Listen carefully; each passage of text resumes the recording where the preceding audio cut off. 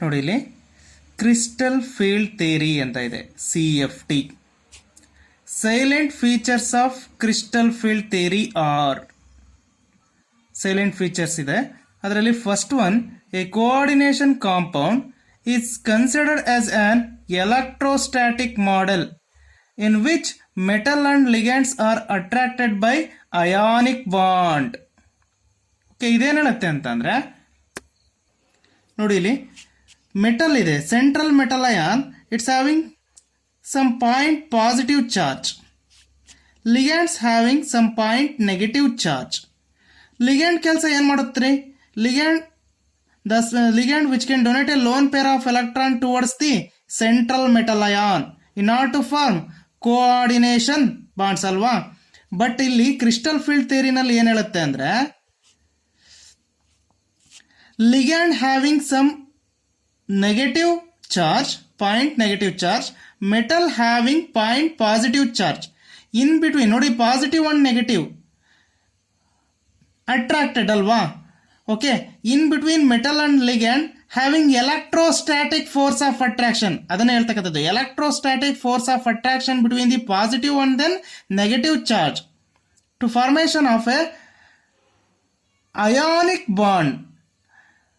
ಅಥವಾ metal and ligand are attracted by ionic bond ಅಂತ indicate ಮಾಡ್ತಾ ಇದ್ದಾರೆ. ಓಕೆ, ಟೋಟಲಿ ಲಿಗ್ಯಾಂಡಿಗೆ ಸಮ್ ಪಾಯಿಂಟ್ ನೆಗೆಟಿವ್ ಚಾರ್ಜ್ ಇರುತ್ತೆ, ಮೆಟಲ್ಗಾದ್ರೆ point positive, almost all electro positive metal. Okay, this one electronegative compared to central metal ion. In between these electrostatic force of attraction, that's why we indicate as an electrostatic model ಅಂತ indicate ಮಾಡ್ತೀವಿ. A coordination compound is considered as a electrostatic model in which metal and ligand are attracted by ionic bond. This is the first point, first feature. Second ಏನು ಹೇಳುತ್ತೆ ಅಂದ್ರೆ the negatively charged ligands is considered as a point negative charge and a neutral ligand molecule is considered as polar molecule. Okay, ಈಗ neutral ligand ಯಾವುದೋ ಒಂದು consider ಮಾಡ್ತಾ ಇದ್ದೀನಿ, NH3 ಅನ್ಕೊಳೋಣ. ಇಲ್ಲಿ ನೆಗೆಟಿವ್ ಲಿಗ್ಯಾಂಡ್ ಅಂತ ಕನ್ಸಿಡರ್ ಮಾಡ್ತೀವಿ. Central metal ion positive, ligand negative ಅಂತ ಹೇಳಿದೆ. ಬಟ್ ಇನ್ ಕೇಸ್ ಕೊಟ್ಟಿರ್ತಕ್ಕಂಥ ಮಾಲಿಕ್ಯೂಲ್ ಲಿಗ್ಯಾಂಡು ಏನಾದರೂ ನ್ಯೂಟ್ರಲ್ ಆಗಿತ್ತು ಅಂದರೆ ಇನ್ ಬಿಟ್ವೀನ್ ದಿ, ಈಗ ಎಕ್ಸಾಂಪಲ್ NH3 ಕನ್ಸಿಡರ್ ಮಾಡಿದೆ ಅಂದರೆ nitrogen and then hydrogen, in between these two which is more electronegative? Nitrogen is more electronegative. ಏನ್ರಿ ಇದು? ಮೋರ್ ಎಲೆಕ್ಟ್ರೋನೆಗೆಟಿವ್ ಅಲ್ವಾ, ಮೋರ್ ಎಲೆಕ್ಟ್ರೋನೆಗೆಟಿವ್. ಹಾಗಾಗಿ ಯಾವುದಕ್ಕೆ ಕಂಪೇರ್ ಮಾಡಿದರೆ, ಹೈಡ್ರೋಜನಿಗೆ ಕಂಪೇರ್ ಮಾಡಿದರೆ nitrogen is more electronegative. This nitrogen donate a lone pair of electron towards the central metal ion. ಯಾವಾಗ ligand ಏನಾದರೂ ನ್ಯೂಟ್ರಲ್ ಮಾಲಿಕ್ಯೂಲ್ ಆಗಿದ್ರೆ ಅದರಲ್ಲಿ ಪೊಲಾರಿಟಿನ ಕನ್ಸಿಡರ್ ಮಾಡ್ತೀವಿ. Negative pole nitrogen, positive pole hydrogen. This negative pole of the nitrogen donate a lone pair of electron towards the central metal ion ಅನ್ನೋದು second point ಹೇಳುತ್ತೆ. Next third point ಏನಿದೆ, the 5d orbitals in an isolated gaseous metal ion have same energy and are called degenerate. The degeneracy maintained if spherically symmetrical field of negative charges surround the metal atom or ion. ನೋಡಿ, third point ಏನು ಹೇಳುತ್ತೆ ಅಂದರೆ degenerative d orbital. ಈಗ ಏನೈತಿಯಲ್ಲ central metal ion, it's having degenerative d orbital for isolated metal atom or in gaseous state. Isolated gaseous state of a metal ಅಂತ indicate ಮಾಡ್ತೀವಿ. ಅದರಲ್ಲಿ degenerative d orbital ಎಷ್ಟಿರುತ್ತೆ? 1 2 3 4 5.